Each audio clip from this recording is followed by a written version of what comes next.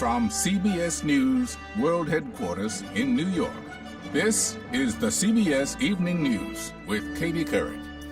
Good evening, everyone. The gathering of world leaders at the United Nations here in New York this week has not done much to improve relations between the United States and Iran.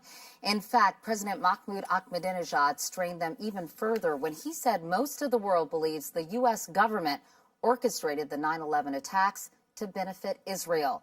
Today, President Obama responded. Chief White House correspondent Chip Reed is here covering the United Nations meeting. Chip?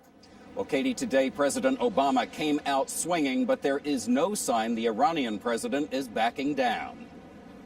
President Obama had strong words today for Iranian President Ahmadinejad, who suggested in a speech at the United Nations yesterday that the U.S. government was behind the 9/11 attacks.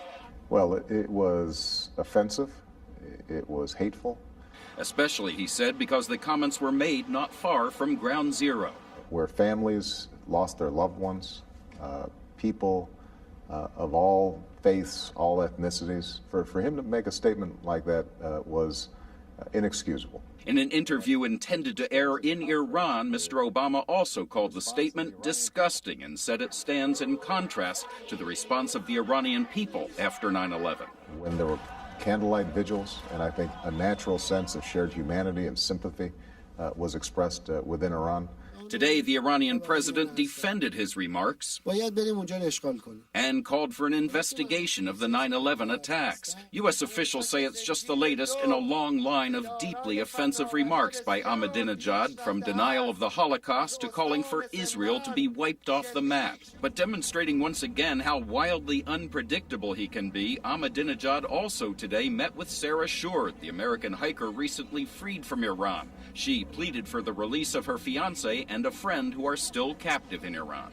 I believe my case sets a precedent for their release. In another surprise, Ahmadinejad today suggested that Iran is prepared to restart talks on its nuclear program, which the U.S. insists is intended to produce nuclear weapons. That could be a sign that tough new UN sanctions against Iran are working, but experts say it could also simply be more double talk. These words can be read at face value, but I think that would be foolhardy, and I think we need to look very carefully to make sure that the actions out of Tehran actually match the words. The White House says the Iranians have not officially agreed to resume the talks, so for now they say it could be a serious proposal or it could just be words. Katie? Chip Reed. Chip, thanks very much. A very strange story.